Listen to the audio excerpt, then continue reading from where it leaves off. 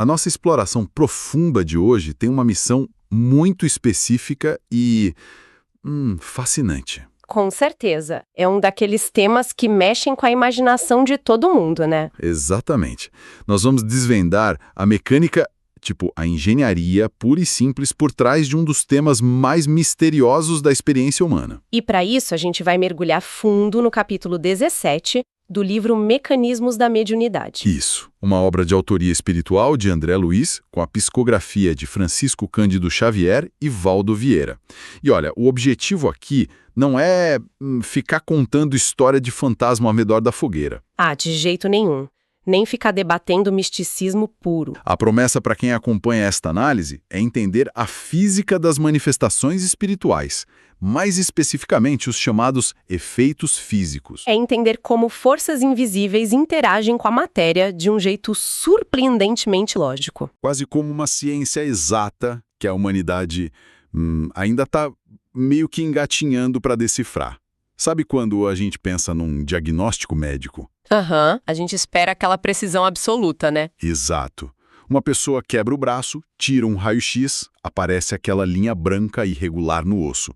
Aí a equipe médica simplesmente aponta e diz que o problema está ali. É super visual, categórico. Traz um conforto enorme, porque o ser humano adora quando as coisas podem ser colocadas em caixinhas bem definidas, né? Pois é, mas aí a gente entra no terreno das manifestações espirituais e, de repente...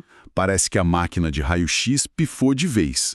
A tendência geral é achar que a gente está diante de um cenário de caos completo, sabe? Sim, onde o invisível assusta justamente porque parece não ter regras nenhumas. E isso afasta muita gente. Mas essa suposição de que o invisível é caótico é um erro fundamental de perspectiva. A ausência de regras visíveis para os nossos olhos físicos não significa ausência de leis imutáveis. Não quer dizer que seja bagunçado. Pelo contrário, a estrutura por trás dessas manifestações opera sobre um rigor quase matemático. O que falta não é a regra, mas sim a nossa capacidade tecnológica de enxergar a engrenagem funcionando. Certo, vamos desvendar isso. Antes de uma mesa levitar, antes de objetos se moverem sozinhos, ou sons misteriosos ecoarem por uma sala, tem que ter algo antes? Precisa haver uma infraestrutura invisível. Uma conexão inicial para que a energia possa transitar. Tem que ter um cabo conectado antes da lâmpada acender. Bem por aí. O ponto de partida é o conceito de simbiose espiritual, que a fonte explica de forma brilhante.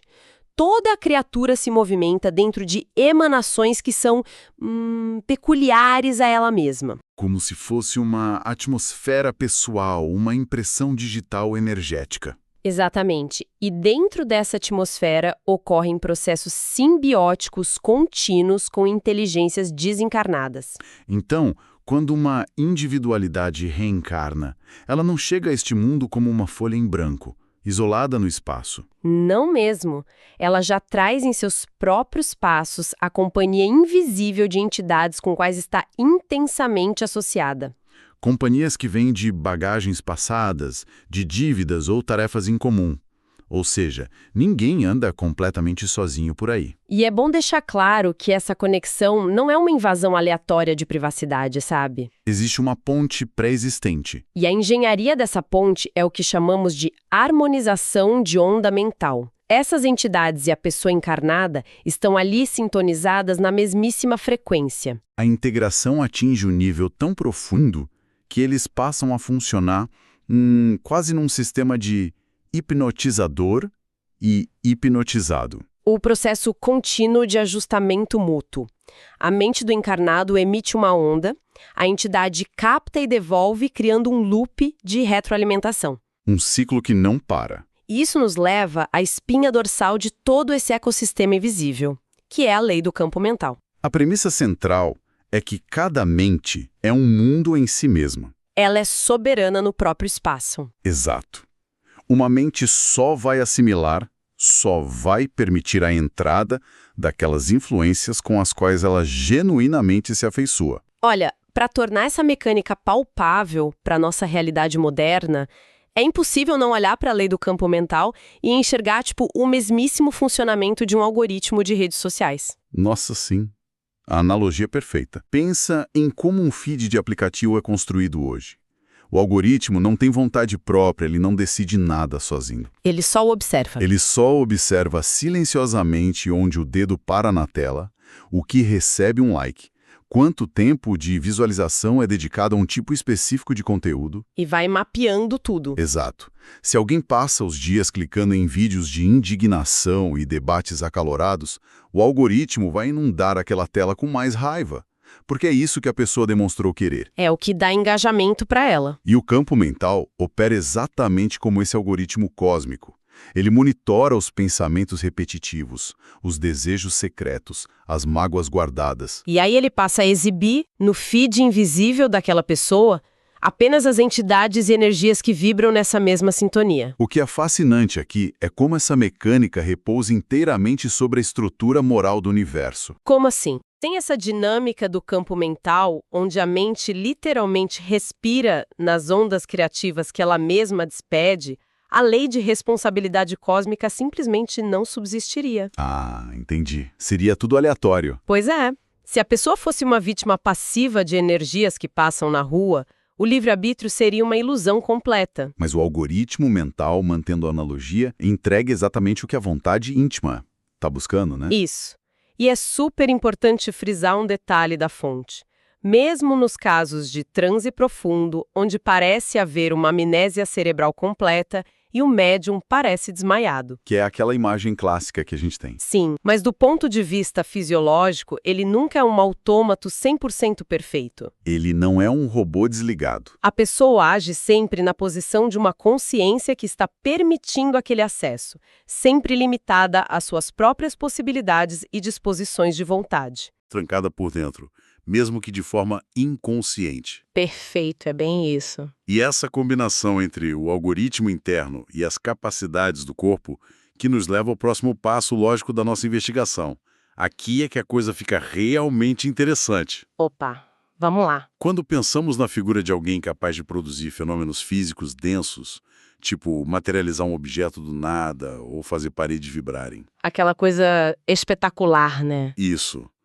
A suposição natural, quase folclórica, é imaginar uma pessoa de extrema elevação espiritual, uma espécie de santo ou mestre iluminado que transcendeu a matéria após décadas de meditação. É o que todo mundo acha, mas a análise profunda da mecânica nos mostra um ponto de inflexão surpreendente. Qual? A produção primária desses fenômenos não tem absolutamente nada a ver com aprimoramento moral ou cultura intelectual. É zero elevação espiritual e 100% biologia. Caramba! Quer dizer que o médium não é um mestre zen. Não. A eclusão desses recursos físicos é um fator positivamente mecânico. A melhor imagem que a gente pode usar para entender isso é a figura de um ginasta. Um atleta biológico, então. Exatamente, um atleta orgânico que possui uma condição fisiológica bem específica. A fonte fala de uma desarticulação das forças anímicas. Traduzindo isso para a engenharia da coisa, como funciona? Bom, numa pessoa comum, é a energia vital da alma, essas forças anímicas estão profundamente enraizadas e presas ao corpo físico. Tá tudo amarradinho. Mas no médium de efeitos físicos, existe uma frouxidão biológica. Como alguém que tem hiperflexibilidade nas articulações e consegue dobrar o polegar até encostar no pulso, sabe? Ah, eu já vi isso, dá até aflição. Pois é. Essa frouxidão permite que o indivíduo exteriorize energia vital com extrema facilidade. É uma força bruta e mecânica que sai do corpo. E, nossa, essa constatação fisiológica resolve um dos grandes mistérios que intrigam pesquisadores há séculos. O lance dos adolescentes, né? Isso. O motivo pelo qual crianças e adolescentes costumam ser o epicentro de fenômenos poltergeist avassaladores. Aquelas histórias clássicas, documentadas no mundo todo. Pedras caindo misteriosamente no telhado, móveis pesados sendo arrastados, portas batendo em casas onde vivem jovens que mal entraram na puberdade. E o cinema adora pegar isso e transformar em possessão demoníaca. Vem de ingresso, né? Mas a física por trás disso é muito mais pragmática.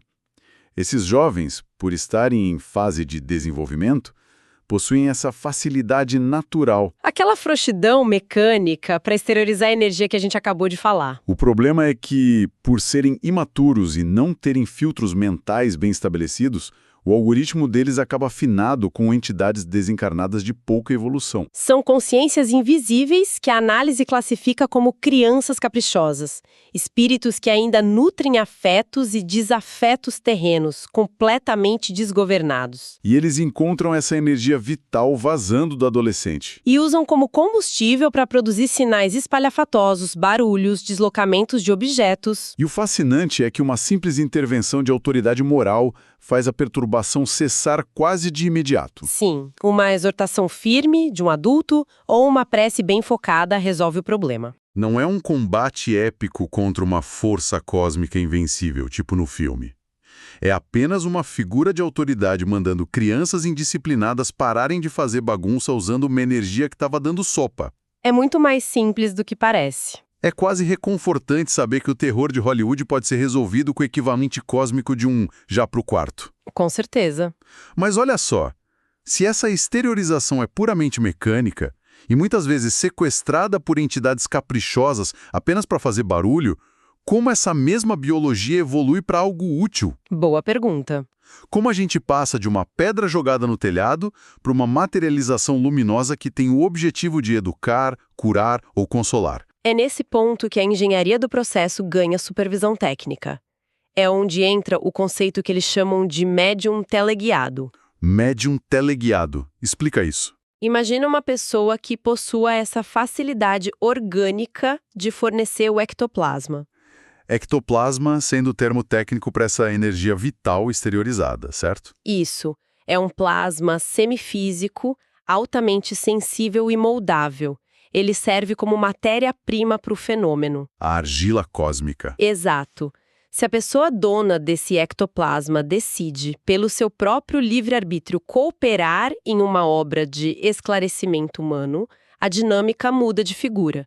Deixa de ser um vazamento caótico e vira uma linha de produção estruturada. O plano espiritual envia um guarda vigilante para cuidar daquele indivíduo, né? Sim, um guarda que no vocabulário popular costuma ser chamado de guia. Mas a função real dessa figura é muito mais corporativa e pragmática do que a palavra mística sugere, né? Exato. A gente imagina um anjo tocando harpa. Muito mais pragmática. Esse guia não atua como um conselheiro filosófico flutuando numa nuvem. Ele é o quê, então? Ele atua como um gerente de operações. Um zelador responsável por administrar os recursos fluídicos do médium. Juntos, o encarnado que fornece a matéria-prima e o zelador que a direciona passam a formar um circuito elétrico espiritual fechado. E tudo isso ocorre sob a supervisão rigorosa de instrutores da vida maior, os engenheiros da obra. Durante as sessões, o corpo espiritual do médium costuma se desdobrar do corpo físico e passa a agir literalmente como uma inteligência teleguiada por esses instrutores. Esse controle de qualidade minucioso que permite pegar a força bruta do ectoplasma e transformá-la em comunicações controladas. Desde batidas inteligentes até a complexidade absurda de materializar uma forma humana visível e tangível. É uma engenharia fina. Certo, a linha de raciocínio é implacável, temos a biologia do ectoplasma, temos o gerente de operações administrando e os engenheiros superiores supervisionando tudo. Tudo nos conformes. Mas isso levanta uma dúvida gigantesca. Se o processo pode ser organizado como uma linha de montagem técnica sob supervisão inteligente, por que falha tanto? O calcanhar de Aquiles. Porque quem investiga a história das materializações físicas sabe que o terreno é um campo minado de desastres.